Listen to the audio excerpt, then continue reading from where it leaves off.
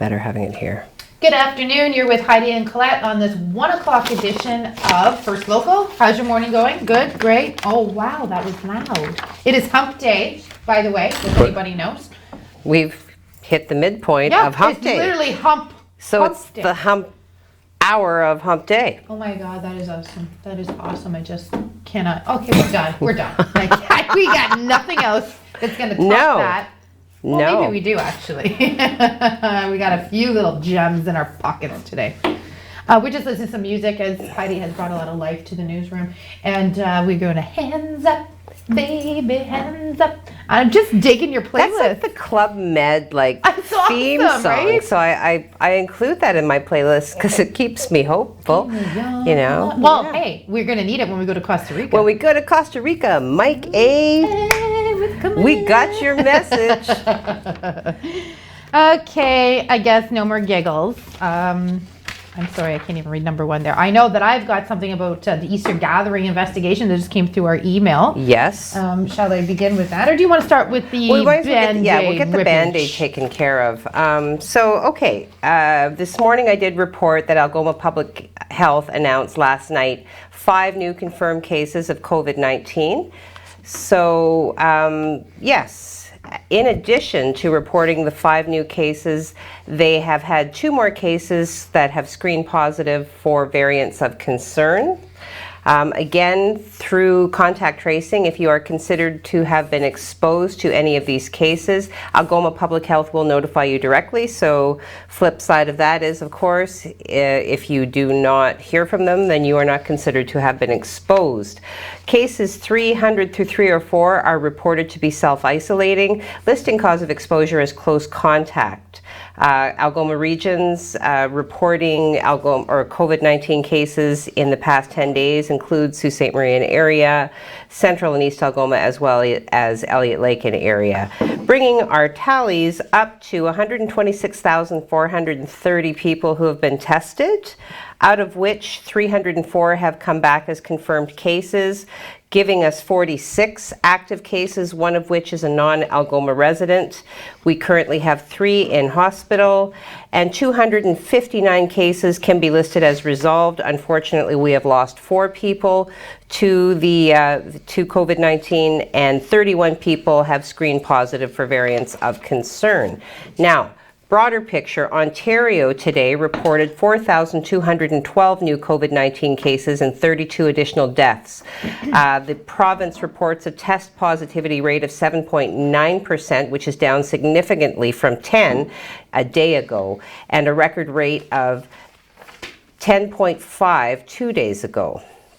Okay, so kind of teetering, so hopefully we can, like I said, continue doing things just a little bit differently than we're used to and see those numbers trend in a more optimal direction. Absolutely. I know the ICU beds are being taken up more and more, but at least the positivity rates are going down. Yes. Okay, so funny you should mention the rising numbers in Sault Ste. Marie of COVID-19, because the police services just sent us a little email with regards to an Easter gathering that took place on April the 2nd, which I'm sure most everyone knows about by now.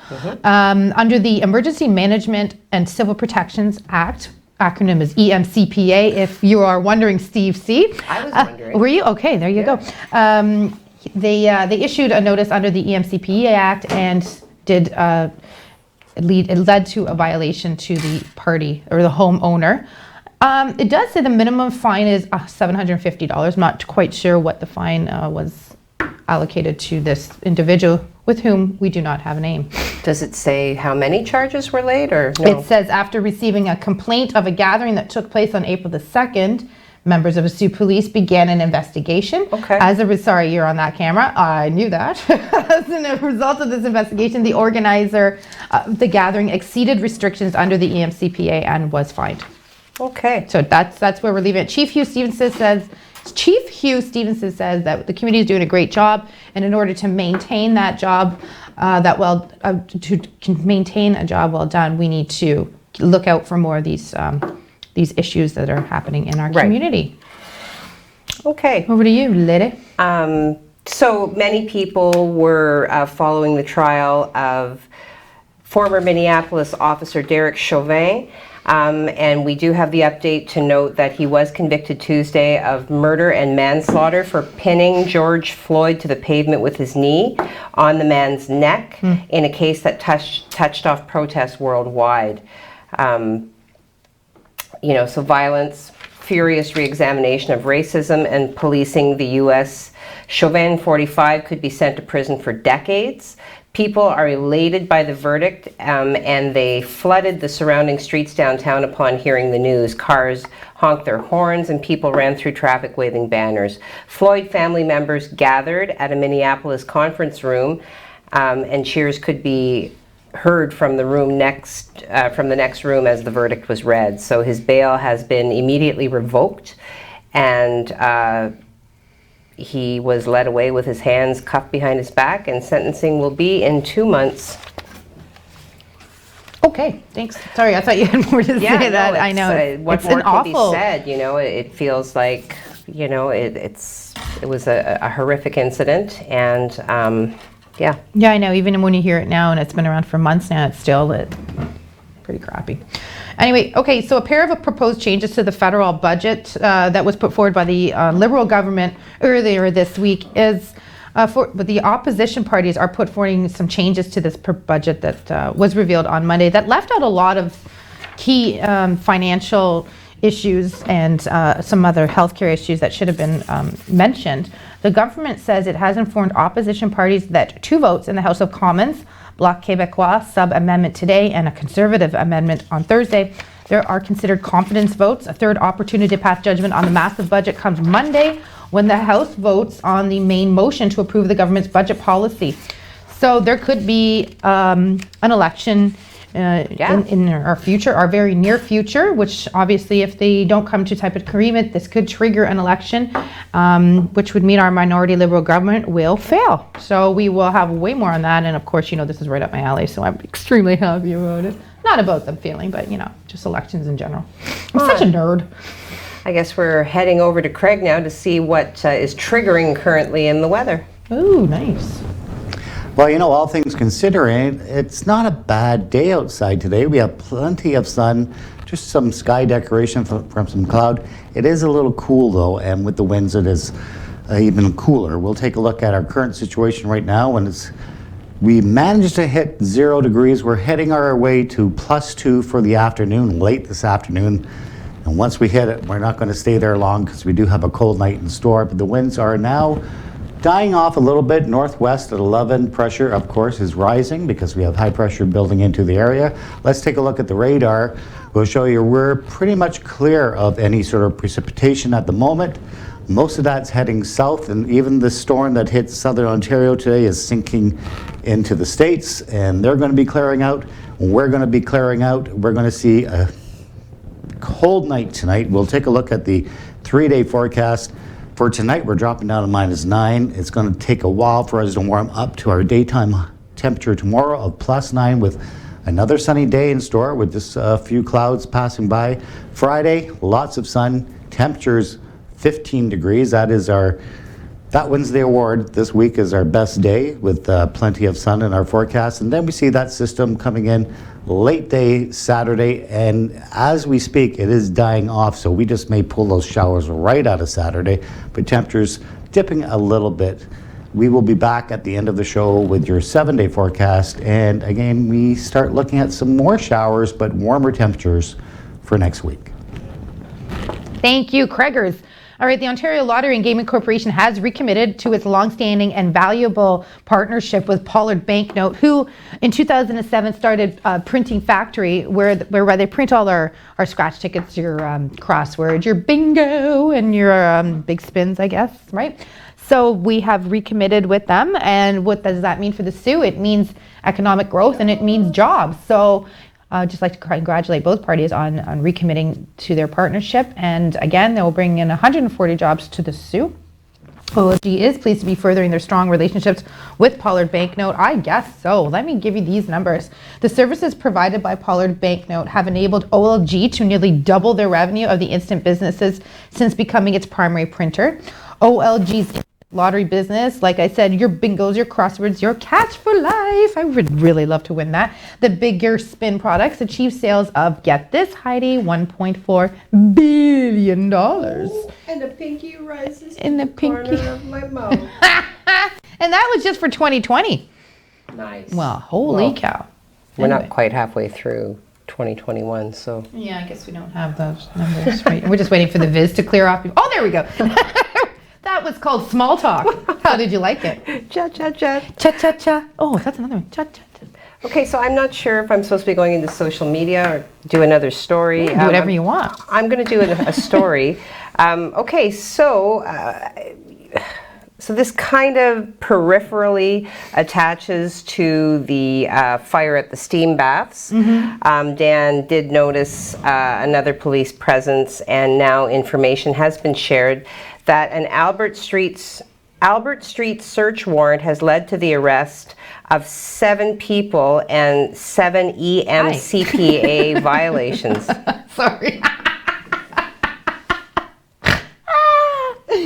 I was going to say 7. Wow. So yeah, did you want to go back or? You can if you want. Okay, Yep. okay, Sure. okay. Yeah, go.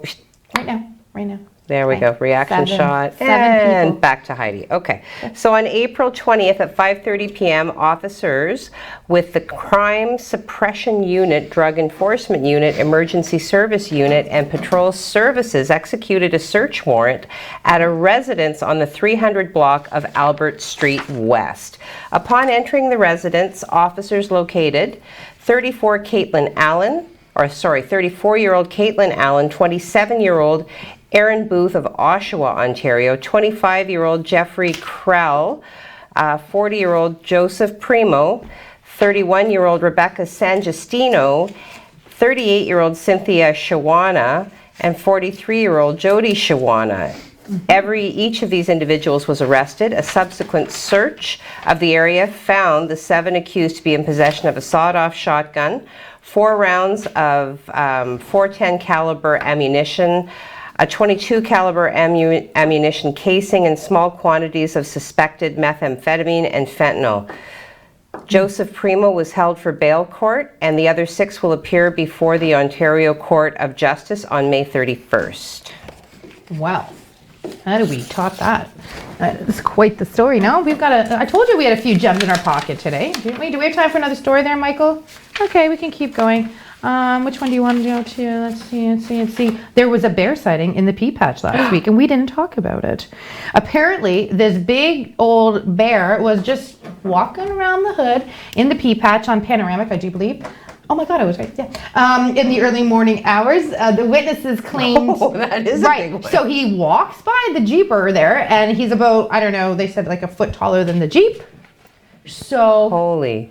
significant sized bear was just rolling through the I was going to neighborhood. say, a big bear what? Maybe he was looking for that big bed to take a nap Yes. with Goldilocks. The bear was not captured, and the Minister of Natural Resources and Forestry, MNRF, Okay.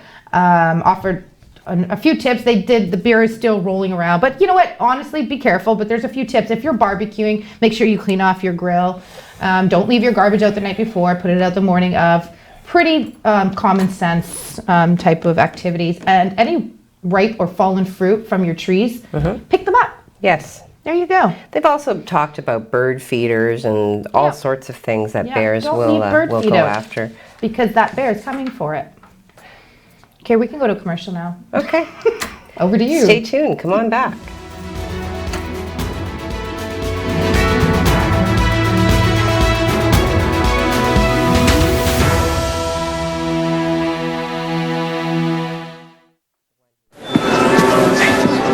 Where's Tommy?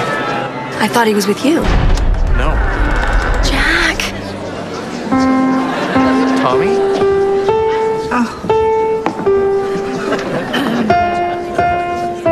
Don't stop. Keep playing. Here we go. Here's the fun part. Encouragement. Pass it on from the Foundation for a Better Life.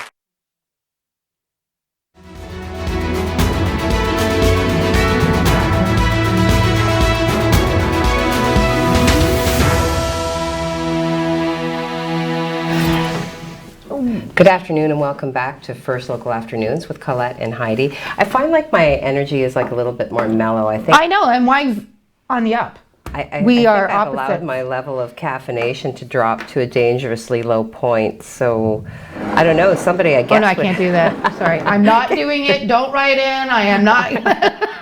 It's a joke. It was It's a joke. I still have these sleeves. I still have these the sleeve problem. We teeter-totter. I'm miserable in the morning. Heidi's not, and well, you're not miserable, I'm not miserable. I'm just kind of meh. but I'm a little bit gentle. more energetic. In the But I mean, afternoon. after this, maybe I'll jump into a cup of coffee. But you know what? For tomorrow's afternoon show, I'll have the coffee before so I can be a little bit more up. pepper up, amp it up, lady. You know, I have to apologize because I did notice that this morning we missed a few people on social media. Sometimes we are pressured to go through it too quickly. Other times comments are sucked into the void. So today you might be happy to know that the laptop is not just a prop. Oh, congratulations. I am going to still hop back and forth because I suspect that I'm still missing some. I'm not sure what happens. If anybody can, anyway. Okay, so it opens with Jim Whitty. Hey, Brad. So, okay, great. So the first comment isn't even to us. So He's funny. shouting out to somebody else who is also watching the show. So allow me to connect you two. So Bradley says, hey, Jim. Oh my God, these guys are hilarious. Jim says, What the hell? Jim says, if I'd had any hair left, that wind yesterday, remember we had like the 171 kilometer per hour 200, winds. yes, it was fierce. If he had any hair left, that wind yesterday would have blown it away. And there's a little laughing reaction. I'm going to assume that's Brad.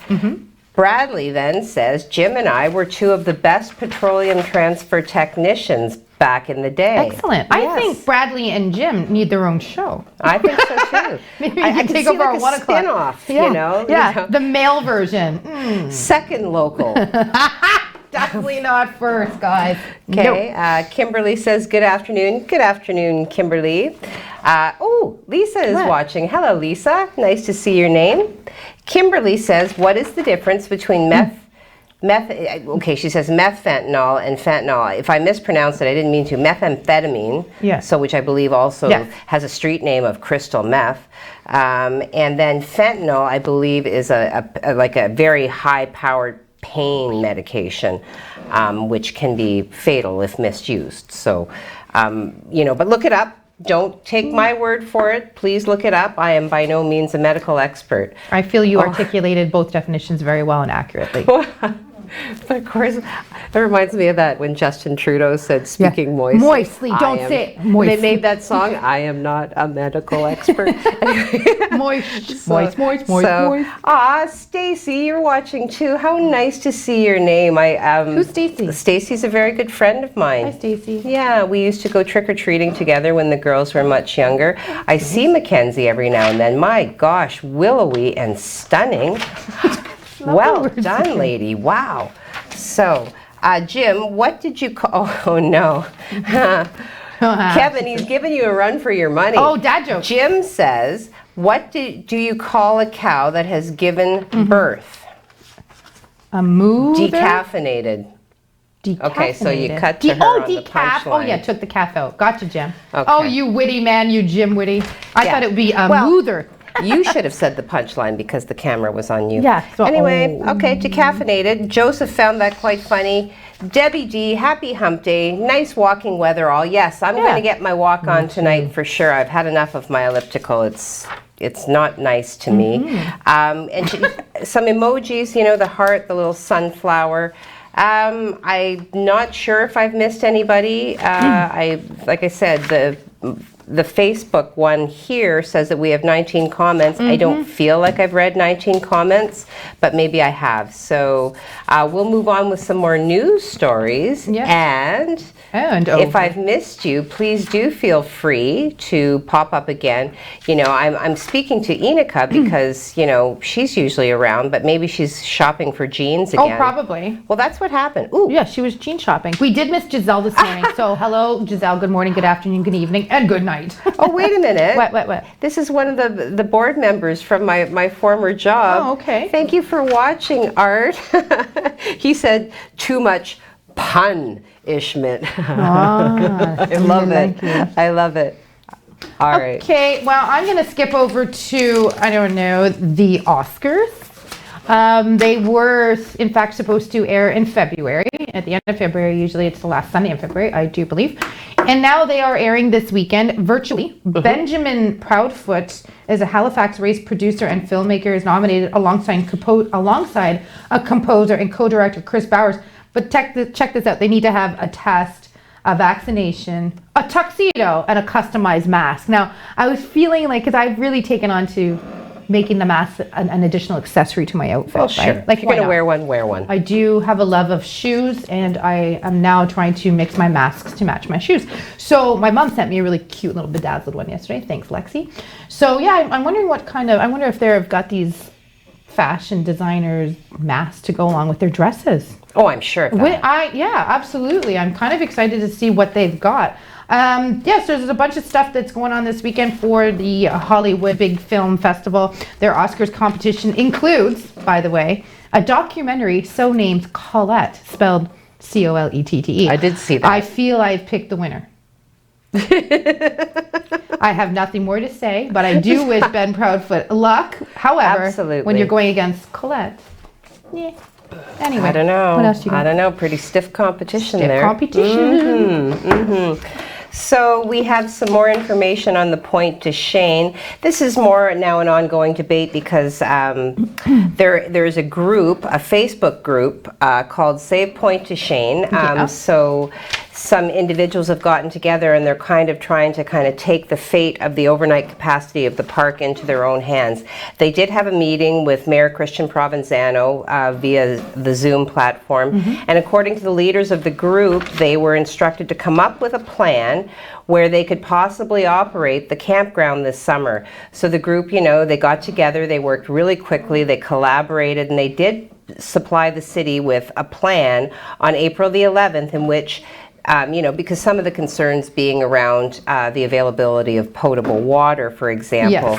Yes. So they did come up with a plan, presented it to the city on April the 11th, in which they could have safe potable drinking water in a common source at the campground for a cost of approximately $10,000. One of the authors of the proposal, Murray Hayes, also a camper of Point to Shane, told Sioux Online that it obviously is significantly less than the $275,000 estimate provided earlier by the city.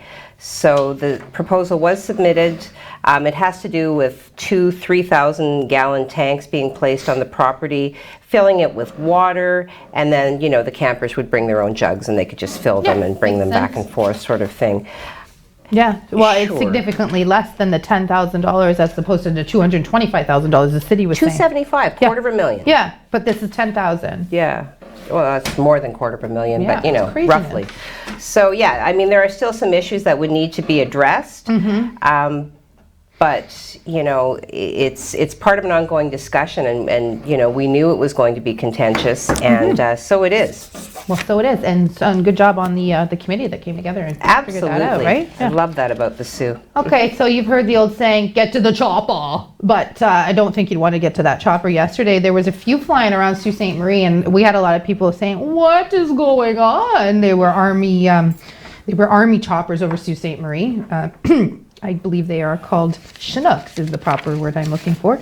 Yesterday, 2 army choppers were spotted over the city, bringing citizens to a wondering what the heck their purpose was here and what they were doing in Sault Ste. Marie. Sioux Online reached out to Canadian Armed Forces and Public Affairs Officer David Lavallee, who is from One Wing in CFB Winnipeg, who responded that they were transiting from 450 Squadron in Petawawa to CFB Wainwright, Alberta, to take part in exercise Maple Resolve 21. Sounds quel official.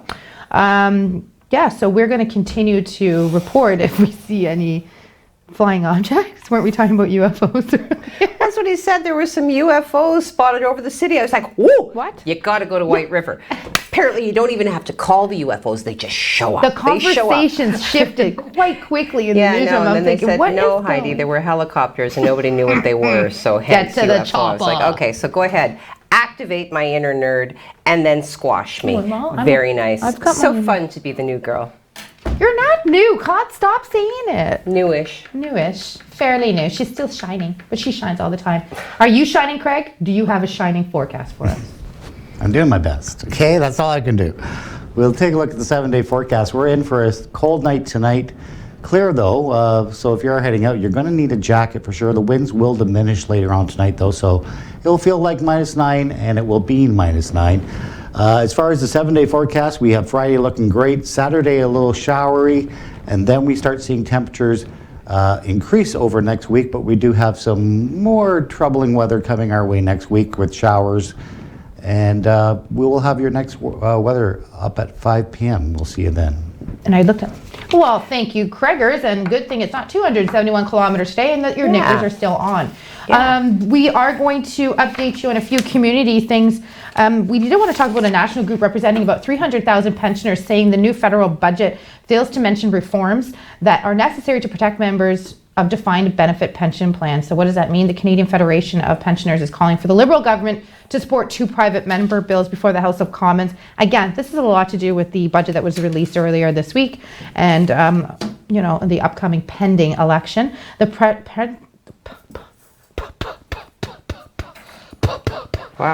pensioner group says current bankruptcy and insolvency laws are unfair to employees and retirees when a plan sponsor becomes insolvent, issues that MPs from the Bloc Québécois and New Democrat Party each propose to change, which is what I was referring to earlier. Okay. Over to you, new shiny lady.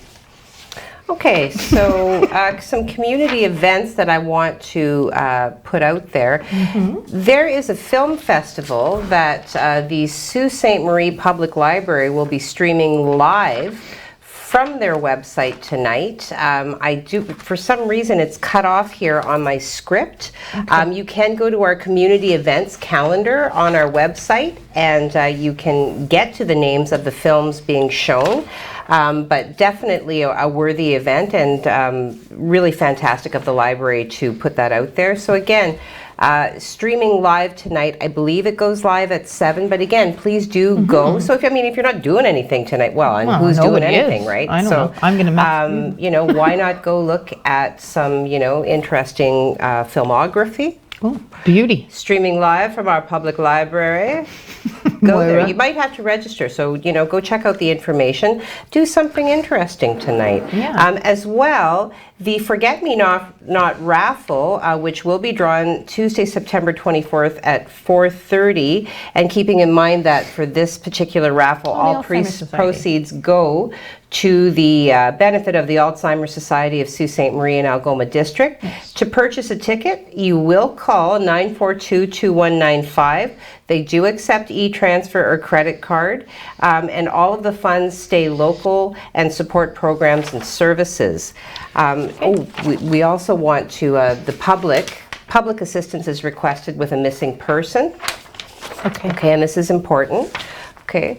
So Jeremy Rowlandson, who is 15 years old, is missing. He was last seen on Wednesday, April 14th in the area of Trunk Road and Queensgate Boulevard, described as 5'10", 155 pounds, brown hair and brown eyes, known to frequent the downtown area. So anybody with information is urged to contact the Sault Ste. Marie Police at 705-949-6300. Okay, great. And Strong Minds is hosting their 4th annual Run for Change. Last year it was a virtual run, and again, unfortunately, we're doing it at another virtual run, and that is on May the 8th. I'll have more details for you tomorrow. Enjoy the rest of your hump day, y'all, and see you on Baby Friday at 8 a.m. with Heidi, Colette, and Heidi.